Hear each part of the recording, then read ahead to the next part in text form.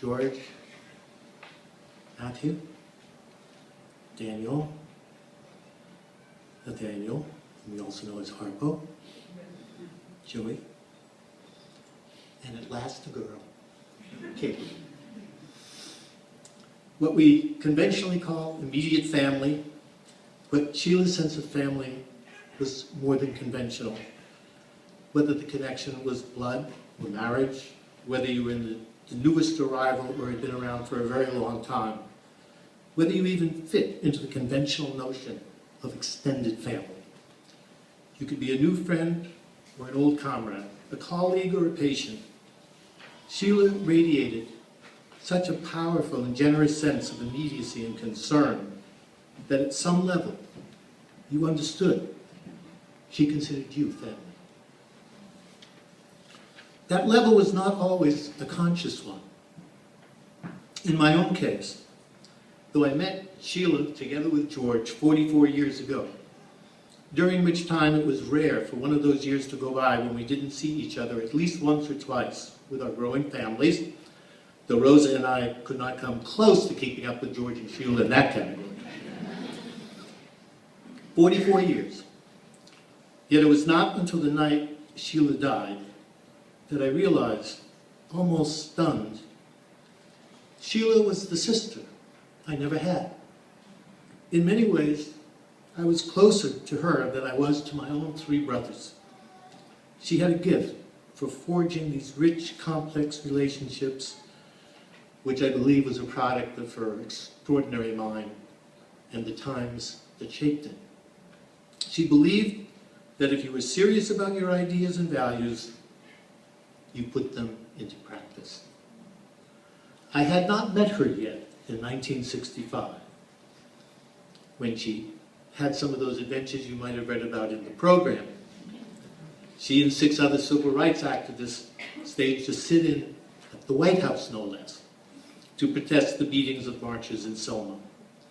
For this courageous and exemplary act of civil disobedience, Sheila and her comrades were sentenced to 6 months in jail.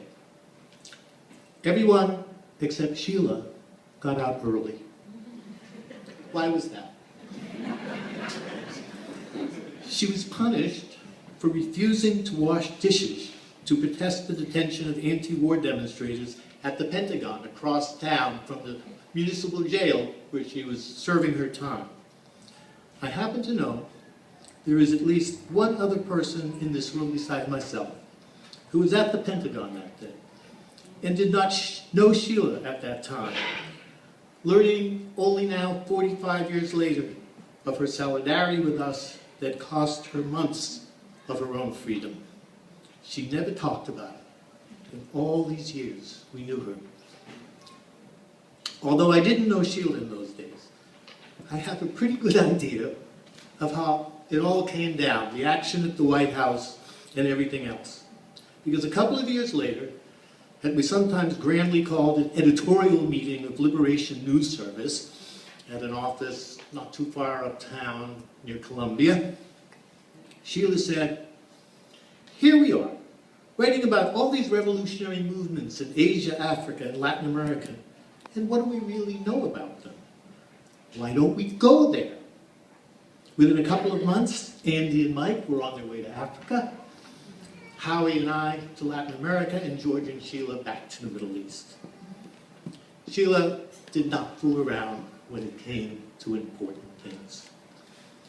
People who took their ideas seriously and came of political age in those tumultuous times were outraged by Jim Crow America, furious with the seemingly endless and unjust and immoral war in Vietnam, and inspired by the struggles of national liberation movements around the world. If there was an evil empire in those days, no question, for most of us, it was located in Washington, D.C. So enormous were its crimes, so intractable its policies. It seemed that only by completely overhauling the system and replacing it with what we were not quite sure could we relieve the suffering of so many. We tried that for a while. We tried very hard and did not get very far. Sheila, like a lot of us, went back to the drawing board. Unlike some of our contemporaries, the rigor and precision of Sheila's ideas were always based on reality and the understanding that reality is constantly changing. And so, as we move through the ups and downs, but mostly the downs of the 1970s, and then the other pits of Reagan, Bush 1 and Bush 2, with the strangely ephemeral Clinton interlude, Sheila never abandoned her determination to do whatever we could to change the world.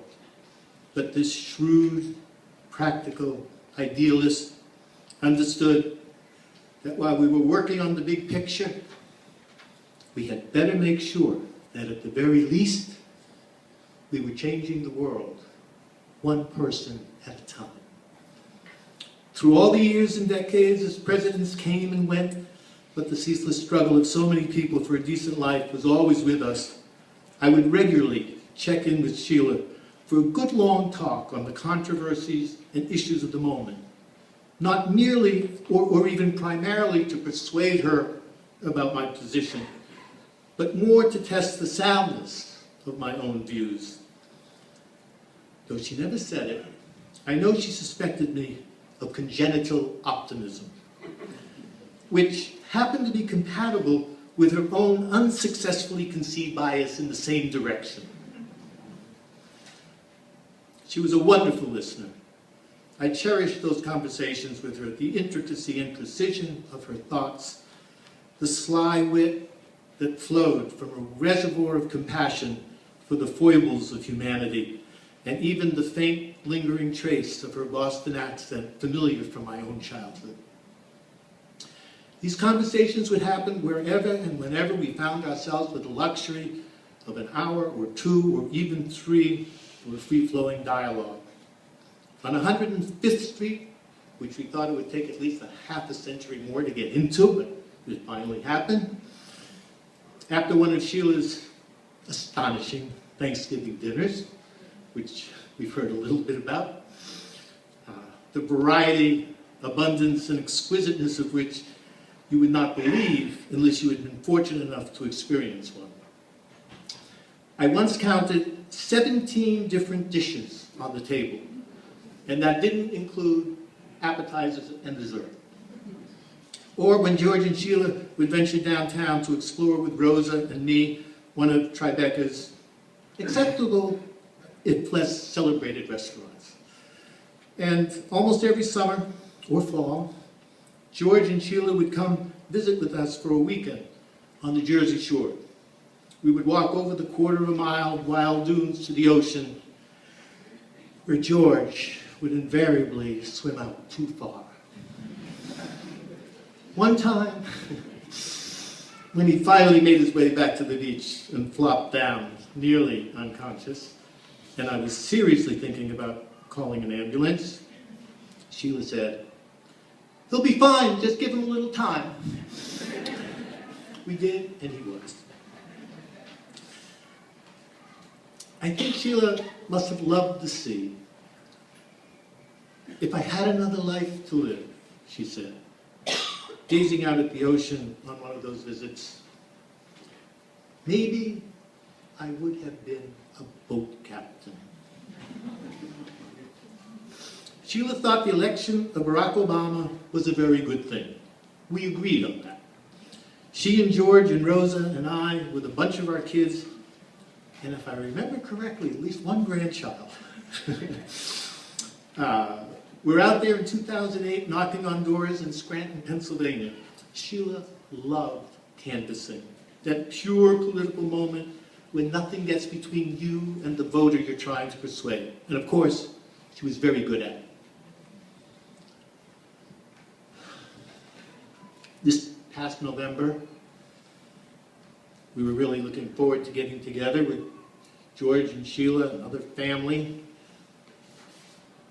The election again, she and George drove down to Philadelphia the Saturday before Election Day, intending to stay until the results were counted on Tuesday night, when we anticipated and hoped to be able to celebrate once again the way we had together 4 years before.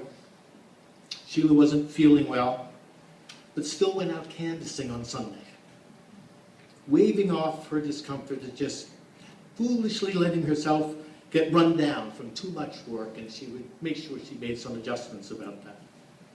When George told us that night that she just couldn't stay, and they were going back to New York the next morning, even then, I did not think anything could be seriously wrong with the indestructible Sheila Ryan. One of the last times I saw her, a few days before she died, she was speaking in a whisper so soft that Matthew had to interpret. But she said she understood everything we were saying to her. I gave her an upbeat progress report, my congenital optimism, which she fully expected. Governor Cuomo had just signed the most stringent gun control legislation in the country. The Republicans were very angry with President Obama for doing all kinds of things they didn't like. And I was soon off to China, where I noted the Chinese working class was organizing for its rights. She had no comment on Cuomo. On China, she said, I am in solidarity with the Chinese working class. And they are in solidarity with me.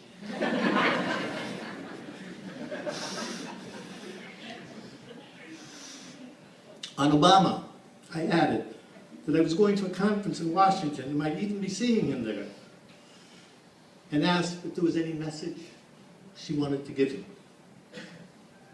Her response was difficult for even Matthew to make out, but I think there is a consensus on this.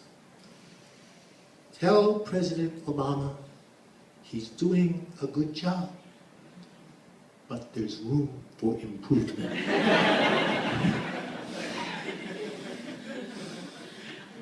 Sheila died as she lived, so brave, calm, and wise. She made the world a better place than she found it, though of course still far short of her high and relentless standards. She lives on in each and every one of us who strives to live the compelling, the noble, and beautiful life she showed all of us how to live. Thank you, Sheila. Thank you.